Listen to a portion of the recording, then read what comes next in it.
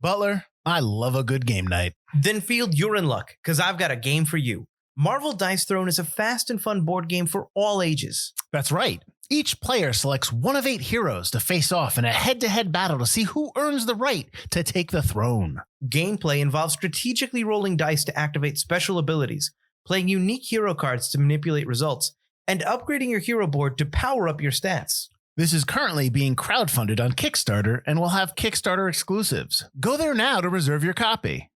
Hi, I'm Mike, And I'm Elise, host of Crack One Open with Mike and Elise. a podcast about brews, news, and pop culture reviews.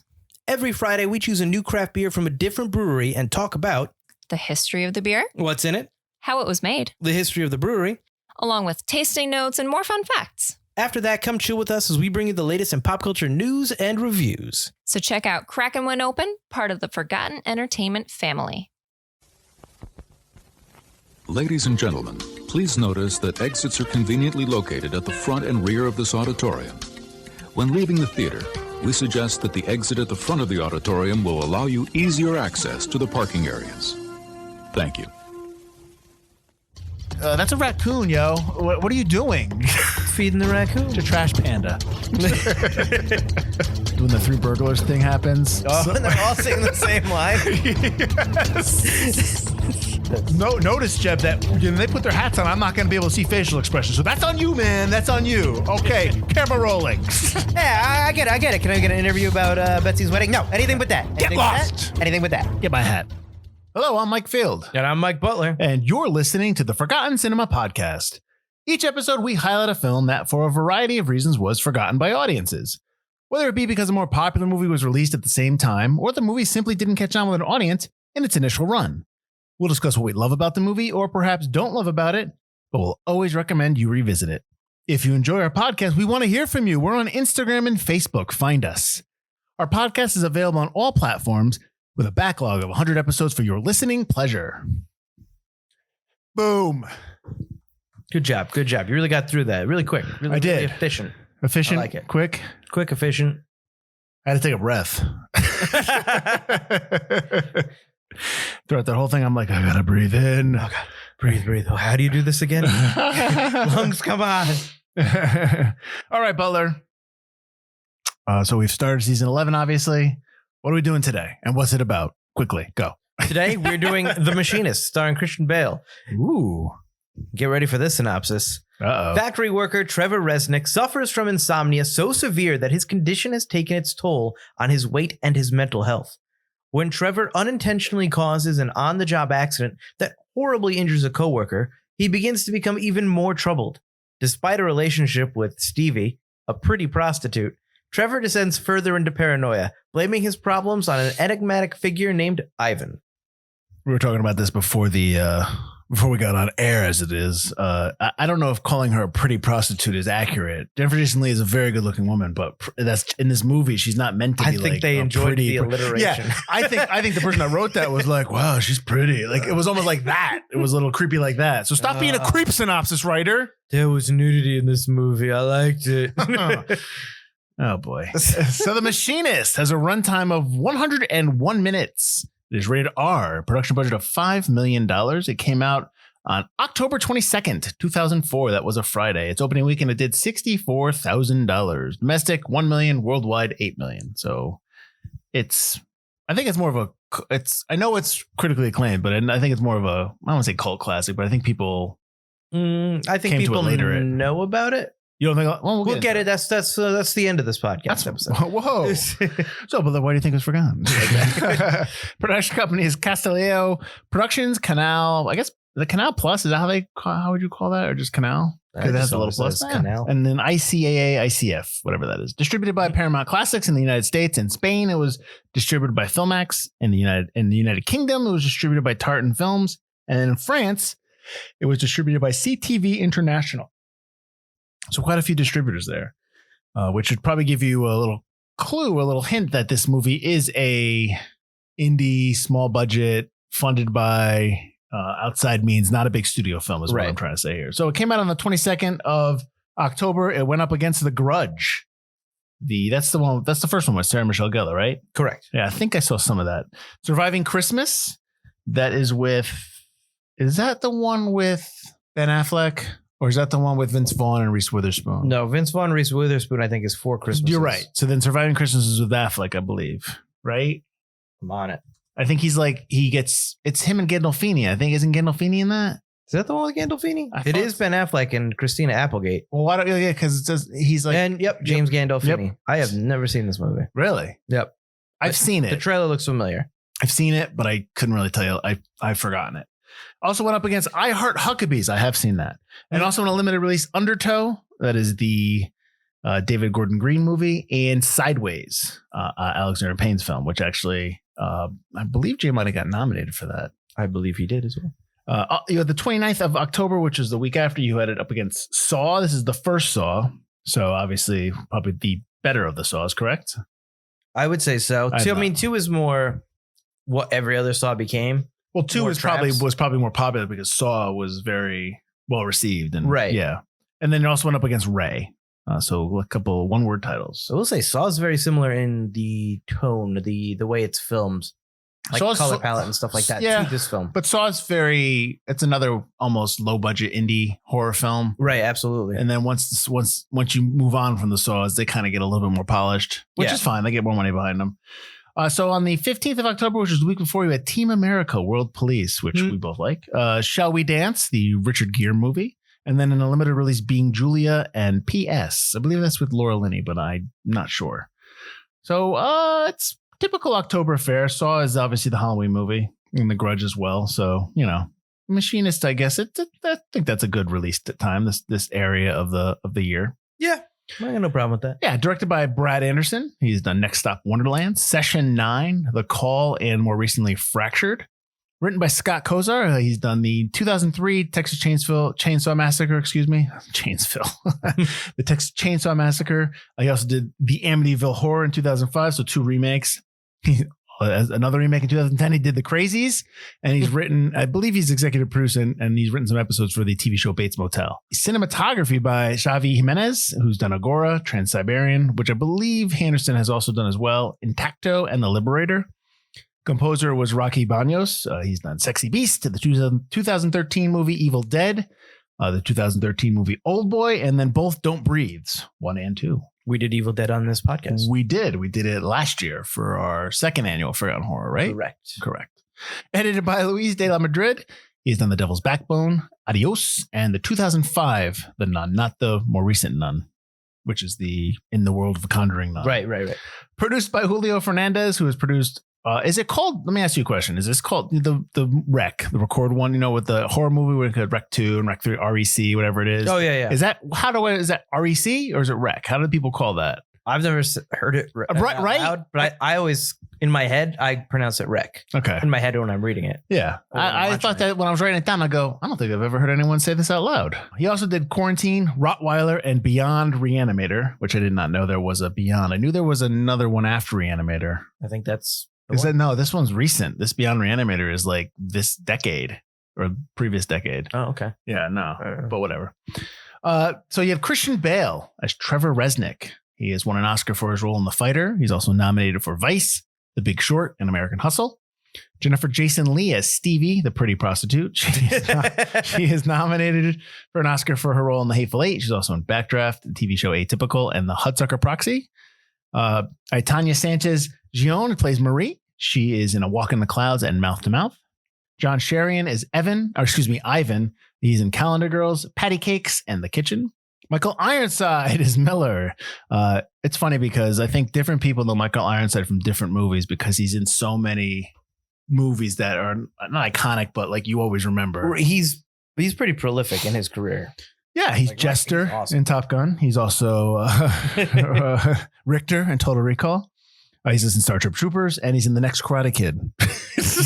Loses his hand in... he loses his arm in Total Recall, Recall. Yep, absolutely. See you at the party, Richter. Laurence Gilliard Jr. is Jackson. He is the Water Boy, One Night in Miami, which was the Prime Video movie, and the TV show The Walking Dead. And then we had Reggie Cathy as Jones. He's in the Fantastic Four, the 2015 Fantastic Four. He's also in the movie SWAT and the TV show House of Cards. And then Anna Massey as Mrs. Shrike, which is the landlord. She's from, and we always talk about this when you see older actors or actresses in a movie. you don't realize that like They probably their done a ton of pedigree. stuff. Yes. Yeah. So Massey has been in Peeping Tom. If you remember, that's one of the earlier horror films. Frenzy and The Importance of Being Earnest. So she's got a pretty good career. She passed away, unfortunately, over 10 years ago. All right, Butler. That's all. Field. Well, I'll do a couple more facts and then we'll get right into it because I know what this movie's known for, and we'll get into that, I guess, right off the bat. Something I did not know was while this movie is supposed to take place in Los Angeles, it's actually shot entirely in Barcelona, Spain, which is like, okay. Well, that's apparently it was cheaper to get cars, license plates, wallpaper, redecorate the whole set. They also couldn't get any of the studios to sign on to do this movie. Right. So they have a lot of Spanish, obviously the Spanish production company. So, and this was shot in May of 2003 to July of 2003. About a month. So no, 2 months, excuse me. Well, right off the bat, like I talked about it, what's this movie known for, Butler? Christian Bale being skinny. He lost a ridiculous amount of weight and he wanted to lose more. So he went from about 173 pounds to 110 pounds. And this guy is not like a short guy. And he wanted to go lower, but they wouldn't let him go further below 120, even though apparently he did, because they were afraid of his health. And the director didn't know. Brad Anderson didn't know he was going to lose all that weight. And he liked it. He was thrilled about it. But yeah, he wanted to go to 99 pounds. That's just ridiculous. When we watched this ahead of time. So when you're listening to this, it's been 8 or 10 weeks. But like I commented frequently online saying that his thinness and the way he looked was giving me anxiety because it was just like, dude. Like I know that he had a tough time running because he lost all his muscle on his legs. So like all those scenes when he's doing stuff, I'm like, how are you moving? You have no body mass. Yeah. I was thinking the movie opens with him with a body and a carpet roll. Mm-hmm. And I'm just thinking, that's no way. No way. That would crush him at this point. Oh, yeah, I know. It's when you watch the movie and you think about what he did for the movie, it's admirable. Oh, absolutely. I just don't know if it's a little too much. It is. It wouldn't be done today. Like it would be CGI today. People would CGI that. You don't think like an actor like Joaquin Phoenix would do this? I mean, he lost a lot of weight for the Joker, but not quite. Yeah, he didn't go. Yeah, he was thin for the Joker. You're right, but he wasn't sickly thin. Oh no. Yeah. I mean, maybe he got down to an appropriate level where they're like, no, you shouldn't go anymore. Because at some point, when you're burning muscle and not fat, and you have no fat to burn. That's a problem. Well, you also have, I'm sure, like the big budget movies, like when Joaquin did Joker, there's insurance companies and stuff involved too. I'm pretty sure he's getting physicals, and they're like, no. Now you're a liability. Oh yeah. Well, whereas here, but it's independent. So who's telling Christian Bale? Oh yeah, no, it's a liability. But also look at the Jason Momoa commercial that was a couple of years ago at the Super Bowl when he's pulling off all his. Oh, and he becomes all. Yeah, that's what they do. They would absolutely do it like that. Or Captain America. Yeah, but both of those films, those are real body doubles. Those aren't like. Okay, but that's not CGI to be that thin. Yeah. But yes, they would probably CGI him to be that. And I know he's come out and said that he would never do that for a role again because he went, obviously after this movie, he goes straight into Batman Begins. And he had to put on all that muscle, and then he gained all that weight for Vice, and he had a heart attack, and so he was like, I'm not doing this again. Well, for Batman Begins, because it was filming that same year that this was released, he had to bulk up real fast. And I remember in an interview, he said all he ate was bread. And then and so when he did his stunts in Batman Begins, he'd be out of breath and panting, and he would always feel like crap because he didn't get in shape the right way. Right. All he did for this movie is a can of tuna and an apple, and he took up smoking for this movie to curb his appetite. Yeah. But then I also have a note here that there's a biography out there that was written by his former assistant, and they say in his daily diet consisted of water, an apple, and 1 cup of coffee per day with the occasional whiskey. So. Right. I mean, whatever. He didn't eat a lot. Yeah. Well, coffee's 0 calories. Yeah. Yeah. But it's also, that curbs your appetite as well, coffee. Yeah. I mean, I don't know. Maybe he smokes in the movie. So. True. So that being said, because that's primarily what the movie's known for. Exactly. But there's so much more to the movie. It's like, that's just an aesthetic choice that they made. Well, I think that when people think of, when you talk about, hey, The Machinist, oh, I never saw that. Oh, didn't you get really thin for that? Yeah. And it's like, but you need to know that there's a lot more going on in this movie. Right. It's not just about that. And this was the first time you watched it? This was the first time I watched it. All right. Because much like everyone else, I just knew it for him being. There you go. Then. So this is the second or third time I've seen it, and I will say this, that there's a lot of stuff I picked up on a little bit more now, and I dig it a lot more than I did maybe back then. I think this is what early 2000s. 2004. So I'm blowing through movies. I'm watching movies. Oh, that was good. Let's move on. Let's watch. This is the time of the quote unquote movie night you used to have all the time. Yes, right? yeah. So I believe it was one of those times we watched it, but I really like this film. I really like what it's doing in this film. I love Hitchcock, so it's obviously a lot of Hitchcock undertones in this movie. I'm watching. I'm just like, this is a Hitchcock movie. Well, the score is basically an homage to Bernard Herrmann from all the Hitchcock movies that he's done. Yeah. I mean, so they're not pulling it completely. They're not saying like, let's just use that score, but they are using elements that are in homage to that score. So you get that immediately. Oh yeah, absolutely. Right. So aside from his appearance, yeah. What is something that maybe that jumped out at you more, like what you liked about the movie aside from his appearance? I actually liked his character quite a bit. I enjoyed the character of Trevor Reznik. I thought he'd be this weirdo, gaunt. He looks like a weirdo gaunt weirdo that just like kind of just you don't feel for. That's what I was afraid of while watching this movie. Like, am I going to actually care about that character? But his character is actually very kind, very loving, very nice to Stevie, the pretty prostitute. He's very nice to Marie, the waitress at his diner, her son. He's just a very like kind guy. Like when the accident happens with Michael Ironside and Miller's arm gets ripped off, he completely fesses up. It was my fault. I leaned on the machine. He accidentally rips off Miller's arm by accidentally leaning on a machine Miller's working on. And he turns it on. The emergency switch doesn't work. And he apologizes. And he even comes right up to Miller and apologizes to his face. So I enjoyed those moments because I hate a film that's got this tone. So many films like this that have this kind of tone, this dark, just foreboding tone, have characters you can't feel for, especially if at the end you find out some kind of terrible secret about the character. So often it's just like, I don't care about him though. Mm-hmm. In this movie, I think I do enjoy his character. I do want to see him kind of overcome whatever is going on in his mind. Right. He's definitely a good guy. Just something happens in his, so we're seeing the tail end of his mental his breakdown. Yeah. But it's his own mind. That's, he's ignoring something that he has done. And his mind is trying to get him to do the right thing. It's trying to get him but he's perceiving it as somebody's watching him, somebody's after him. People are lying to him. So he's becoming increasingly paranoid about everybody and everything in his life. And it's been so long he hasn't slept that he can't even remember the inciting action that has caused all this. He's created a person in Ivan that is him. Right.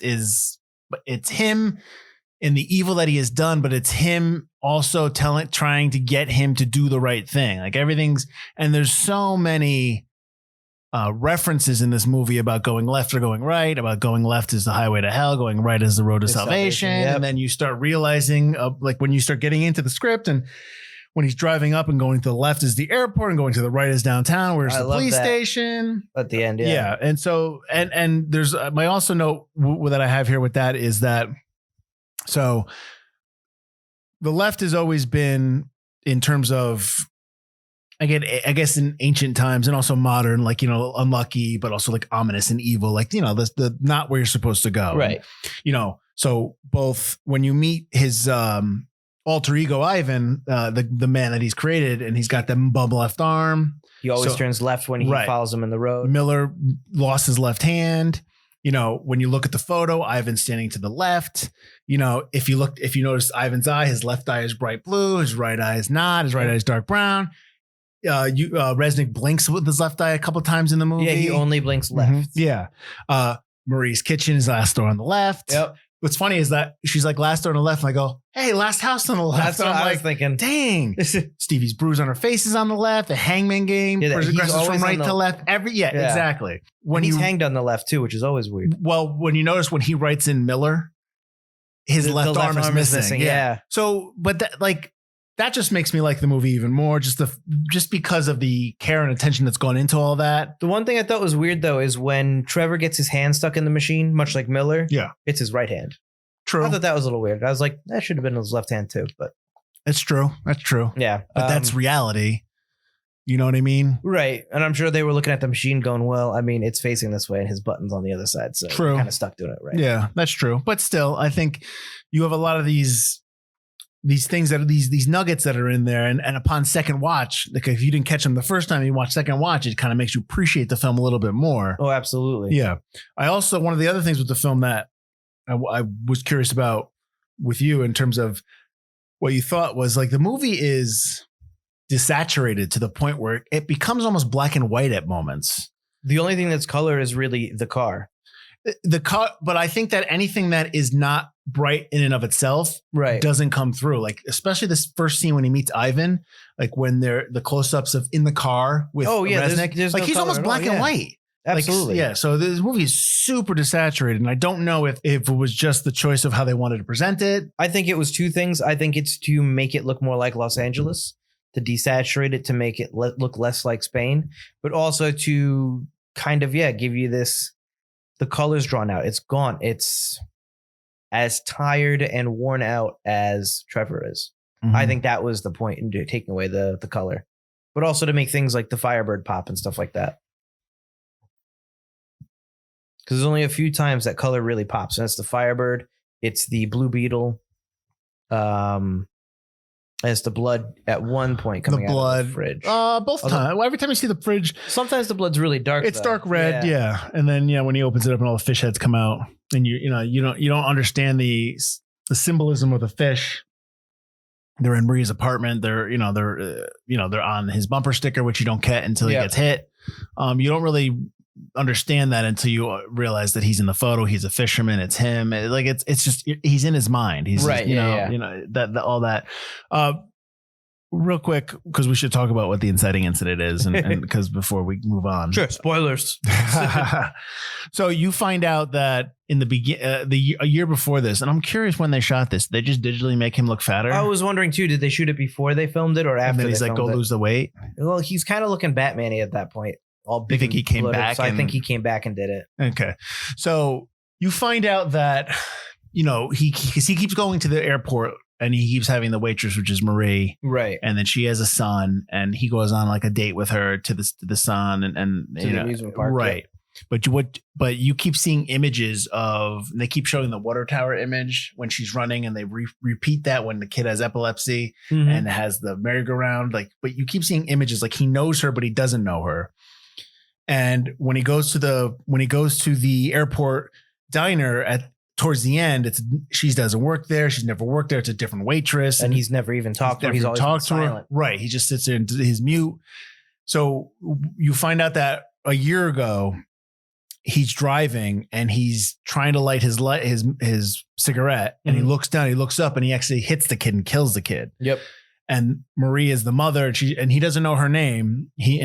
She's running to the kid and kind of, taking care of him. And he drives off. He's up to hit and run. He takes off. He freaks out, runs off. Right. Yeah. And the subsequent year is him kind of dealing with not fessing up to what he did. It's the guilt. Yeah. The guilt is literally killing him. Right. He can't sleep, which is impossible to not sleep for a year, but he can't sleep. He has 11 days and something hours. That's part of the Stanford experiment in the 60s. Yeah. Yeah. He doesn't sleep. And if he goes to the right, which is the police station, he always goes to the left. So basically the reason why he's going to the airport all the time is because he's going down that same, he makes a choice and he always chooses to go to the airport, but he never leaves because Marie is almost his conscience. As Marie is a part of Ivan, who's his conscience, making him stay, telling him to stay. Yep. So when you know that and you start and then you realize and you go back to the movie and you kind of like are just following, he becomes an immediately, I don't want to say he's sympathetic, because obviously he had a hit and run. He made a bad decision. Obviously, two bad decisions. He not looking up when he's driving and obviously just taking off, not owning up to it. But you kind of, there is a sympathy to what's happening to him, I think. Right? Right. I think so. He feels bad for what he did. Right. It was a mistake. Yes, he's a good guy. Right. Right. He made a mistake. It's not like he was speeding or anything like that. The kid stopped in the middle of the road to pick something up and he just wasn't really paying attention. It wasn't like he had a red light or whatever. He would no doubt be in trouble. He would no doubt be charged with manslaughter. Oh, sure. And you know, whatever it is. But I mean, now he's serving way more time for hit and run. I don't know. I mean, for not fessing up to it, yeah, he'd serve more is time. it you're gonna? Yeah, I guess. But yeah, I guess I don't know. That's the Machinist too, which would. But I think it's because like you said, like he's a likable character in the movie when stuff happens, and you talked about how, you know, he apologized to Miller and all that stuff, right? But then when you realize that he's been punishing himself for a whole year because he knows what he did was wrong, you almost want to see his character, you know, get to the end and kind of like do the right thing. Oh, absolutely. You know what I mean? You start, so maybe not sympathizing with him, but empathizing and trying to, maybe that's a better term. Yeah, empathizing is a much better trying to, you know, root for him to do the right thing. Like, you know, if I found out he took the left and went to the airport and took off, I'd have been very disappointed in the end of this film. Which they do a nice job of, and I already knew that he already did it, but when they had the audio cue and he walks into the police station and you just see the doors, but you hear the airplane sound in the background, it's supposed to give you the idea. Yeah. The first time he goes to the police station and he's trying, because he gets hit by the car, because he's going to say that, oh, this car hit me. He trying to find out the owner of the Firebird. Yeah. Right. Which is you find out it's his car, but the cop, like, I know it's a movie, but I'm thinking to myself, is nobody's getting this guy medical attention? I thought the same thing. The first note was no cop would do that. If you walk in and you're bleeding all over the floor, I was just hit by a car, you'd be like, can I get an ambulance here? Fill this out. Right now? The guy's like, just fill out this form. I was like, what? No. And then when the tech comes out and he's like, hey, this is your car.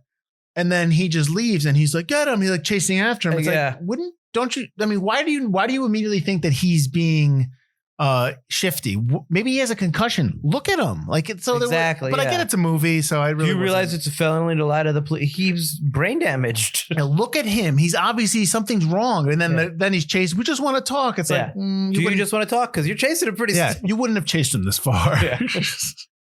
So, but again, I understand it's. I also like that while they're chasing him, that hallway for the subway tunnel is 8,000 feet longer for the cops than it was for Reznik when he's running. Power of movies. As he's trying to get the thing open.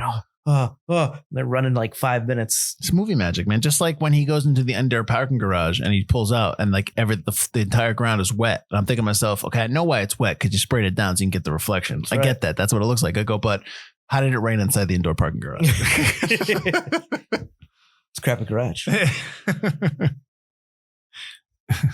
I like the fact that oh, no, I'm sorry. Hang on. So we talk about the Hitchcock stuff. Mm-hmm. And what's funny is that the Hitchcockian feel was done later in post-production. It wasn't even something maybe they really considered while shooting the movie, but in the edit, they were like, you know, this is kind of a Hitchcock. Right. And so I'm sure that's where the score came from. And they maybe they have a lot of editing choices too that are very Hitchcock. Go for especially it. Toward the end. Him driving toward the end when it's dark outside, when he's following Ivan, have a lot of those fades where you see him driving, but you also see the cars following, which is very indicative of the style of the 50s and 60s of a lot of the Hitchcock films and just those kind of films in general, which no one does that kind of stuff anymore. The overlay fades. Writer-producer Scott Krupp refers to this film as the last movie Alfred Hitchcock would have ever made. Which I love that quote. Yeah. I think it's a great quote. And if the name sounds familiar, the writer Scott Kozar is a big fan of Nine Inch Nails, and so that is why it's Trevor Reznik, just like Trent Reznik. I always wondered that because I had read the synopsis. I knew his character's name, and I was like, "That's really close." And if you don't listen to Nine Inch Nails, because you know that there are '90s bands, so I can understand if some people are a little older. That Trevor Reznik scores a lot of films now, and he actually scores a lot of David Fincher films. So you've heard his music if you're into movies. And I think he won an Oscar for Social Network. Something he did. I'm pretty sure he's won an Oscar for a score. His scores are really good. Oh yeah, I like the score for A Girl with the Dragon. They're unique, awesome. Which is nice. They're unique, and you know, like I know obviously John Williams is somebody you recognize his work and stuff like that. But like you definitely like I always recognize Danny Elfman scores. Reznik is one of those other. I know he does it with somebody else, but he's one of those other guys that like oh, that's a Reznik score. Right. Yeah. I think that the movie needs that Hitchcock feel and that needs that Hitchcock score. Do you think it wouldn't be good if it wasn't? Or as good? As I'm watching the movie, at the very beginning of the movie, I was like, this score really doesn't fit this movie. Okay. And then as it really got into the mystery and I was like, oh, wait, this is a Hitchcock movie. I started to really appreciate the score more. But also, I think the score adds a classic feel and I don't want to say a lightness, but more of a movie feel. And it gives you less of a downer beat than if it was like a cinema, Trent like you're Reznor. watching a cinema. Yeah, film. it was a Trent Reznor or you're just a low key like synth kind of Mark Snow X-Files score. It would just be so much of a downer by having more of that classical instrument kind of orchestration. Yeah, like you said, makes it a cinema, makes it a movie, kind of takes you out enough that it doesn't bring you down. So you like the fact that it feels cinematic. The score elevates it to the point where you feel like you're watching a story, which is definitely a good note. It's, there's nothing wrong with sitting down and you're watching a story. You know it's a story rather than like I think you're right. I think if this movie could easily get you immersed into that world, and could kind of like, because sometimes films when they lean more towards realism and they lean towards more like this is life and the experience, you kind of start feeling those feelings too when you're watching the movie. So like kind of like when you watch a film and you're like, oh, that's such a good movie, but I can never watch it again because I'm so depressed. Road. Yeah. But like, I understand what you're saying. Those films are good. They're really good for when you watch them. And some people can go back and rewatch them. But a lot of times it's really difficult because it's just because you are part of that story. You become part of that world. Yeah. Right. You can't be taken out. There's nothing that gives you that wall. Right. That screen. And I can see that. I can see where this movie would, without that score, maybe. I definitely think the score is probably the biggest reason why you're able to separate yourself and realize that you're watching something unfold in front of you and you're being told a good story. But I can, if they didn't have that, I can definitely see somebody kind of like, it's kind of a downer, like, getting depressed about it. That would probably be my reaction to the movie. Like, interesting story, but yeah. It's tough because of his physical appearance, he just looks like somebody that is somebody you don't want.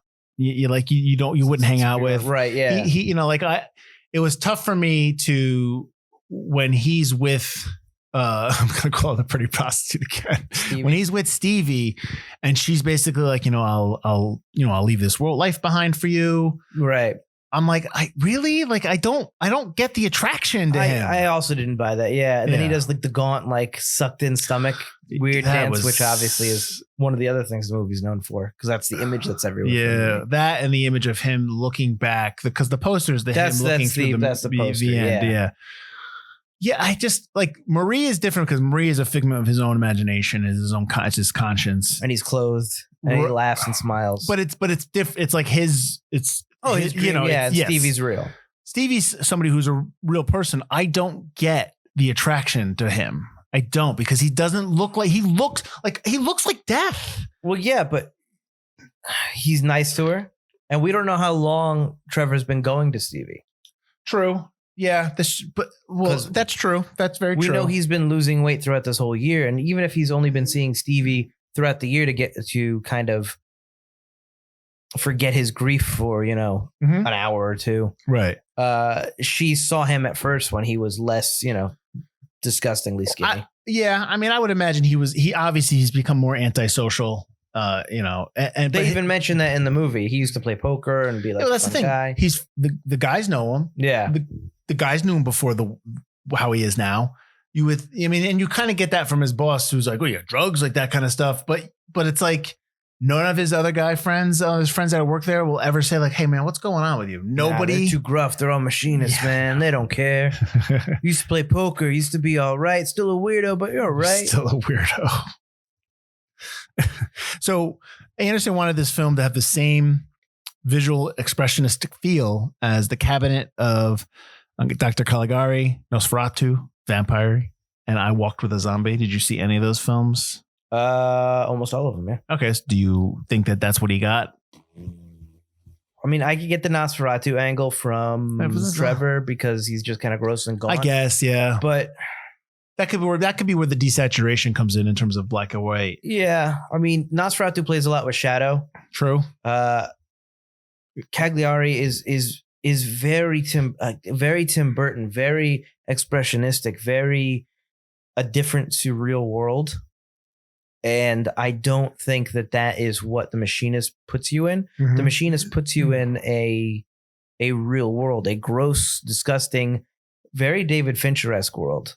Very similar to like Seven, Mm-hmm. but I don't see the Cabinet of Dr. Cagliari as one of those. Well, when they go to the amusement park, mm-hmm. like obviously, the Route 66 thing. Not even that. When they go to the amusement park and he's there with Marie and her son, right? That's not really happening. So where is that happening in his mind? Is he in his apartment thinking that? One of my notes is that some of the story beats with him imagining things is very convenient. But they also don't really go show you what the reality is. So they don't show you like ever like him walking around the amusement park by himself. You know what I mean? Or right. Like, they never show that, which I think if they did that, then they're kind of, it's too soon to clue people in on that. So I don't think you want to do that. Oh, absolutely. But so he's never at the amusement park. He's just sitting at home. It's definitely trying to be kind of a Sixth Sense kind of moment. I was just gonna say that. Would you have preferred something where at the end of the movie, when he realizes that it's him, that they go back like they do in the Sixth Sense when you see him talking to nobody? No, because the Sixth Sense had already come out, so that would absolutely just be completely ripping that off. I don't need you to go back, but I'd want to wonder and go back. I mean, and I still do want to go back and rewatch it knowing what I know. But I think if there were more moments where, oh yeah, okay, was anybody reacting to him?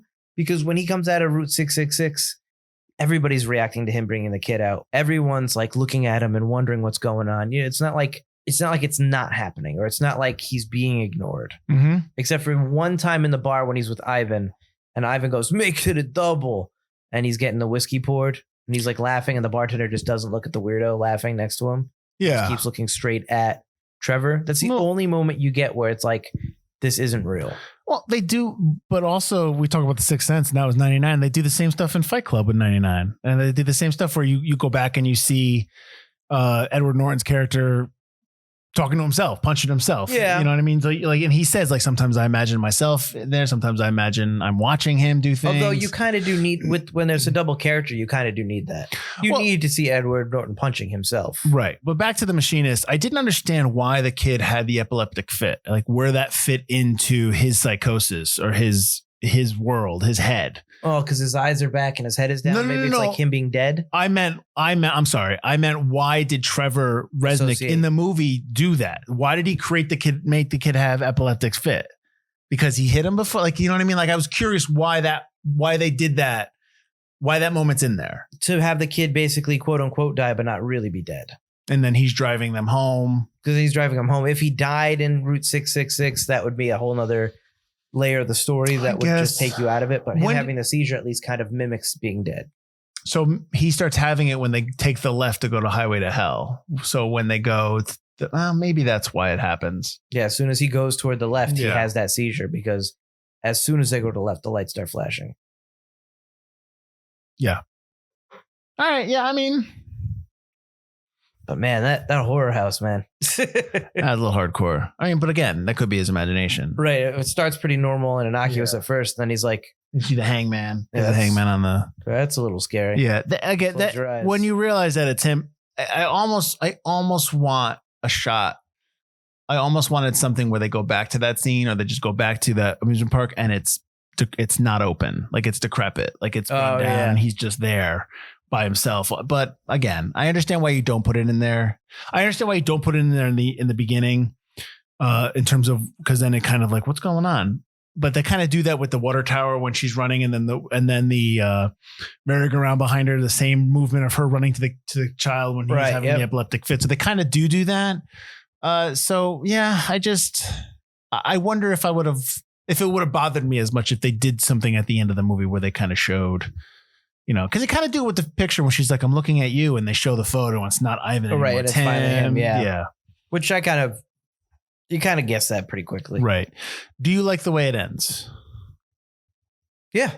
I do like the way it ends. He takes the right. He goes to the police station. He admits he did wrong, and he's finally starting. I'm at the very end. He's finally starting to fall asleep, Mm-hmm. which is what the whole beginning of the movie was supposed to be about.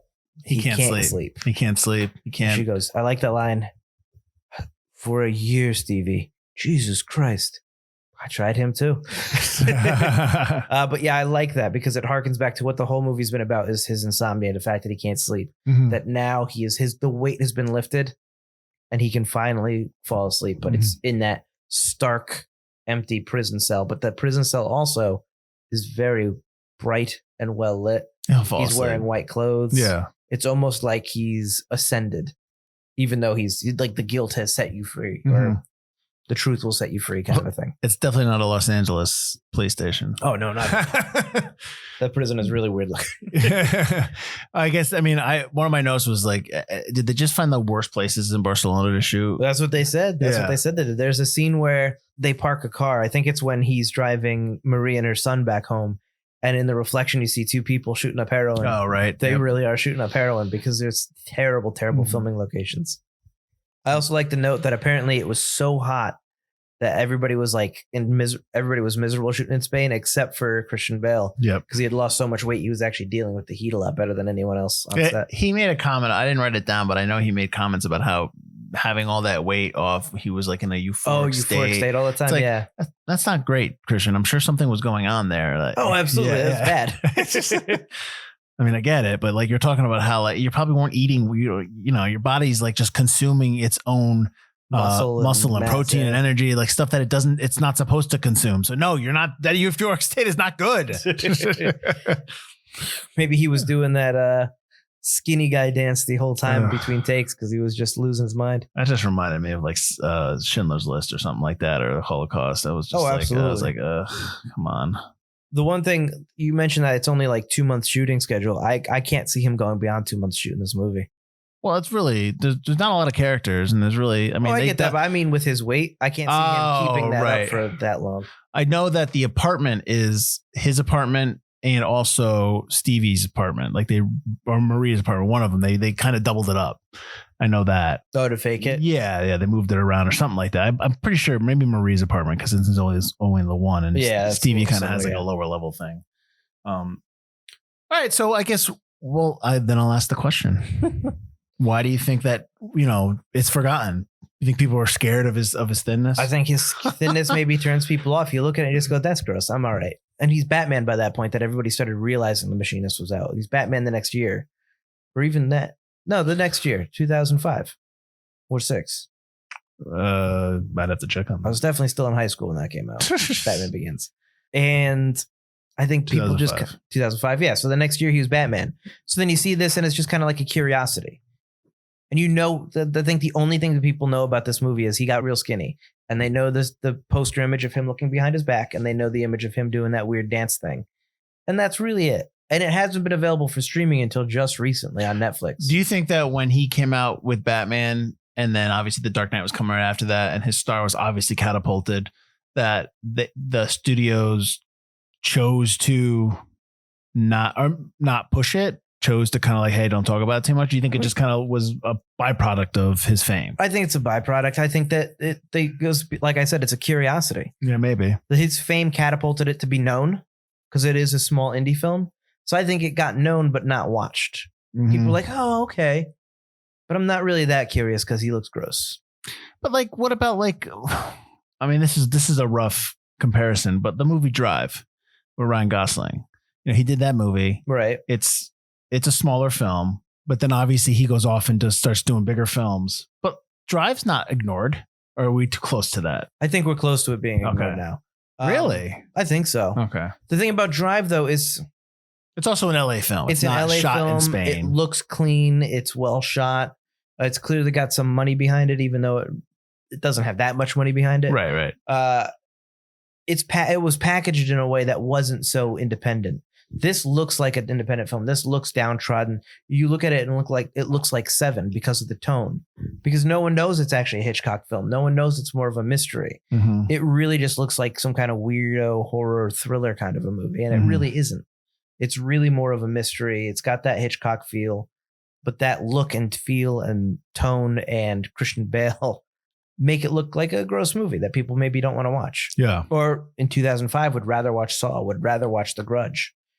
I mean, The Grudge was really big, even though it didn't spawn a billion sequels. Still had 2 sequels. Well, the original, the Juan, is that what it's called? I think that's what it's based on. The Japanese film? Japanese, yeah. But no, then, it is based on, I know that was really popular. But then, I mean, even The Grudge with Sarah Michelle Gellar did well. Yeah. And spawned 2 sequels. Saw spawned, a bajillion. We're also by the ring. We're also near the ring. The ring is around here too. Exactly. Yeah, a little bit before. This is spooky horror time. Is what's yeah. So I think that didn't hurt it when it came out, and then Batman hurt it more afterward and made it a curiosity, made it something that you would see in like Madame Tussauds kind of a thing in the Hall of Movies. Well, also it might not appeal to people because it appeals to us because we like film. I think it would appeal to audiences now as well because it's a good mystery. I don't think it looks like that. That's what I'm saying. I don't think it's a broad audience appealed movie. Do you think if it was repackaged a little bit? Into like maybe not the opening, not having the front cover look like him gaunt. Yeah, I agree. Yeah, change. Yeah, I think I think the poster doesn't help it. I think the poster is almost like it's the expressionist view that they're in the movie.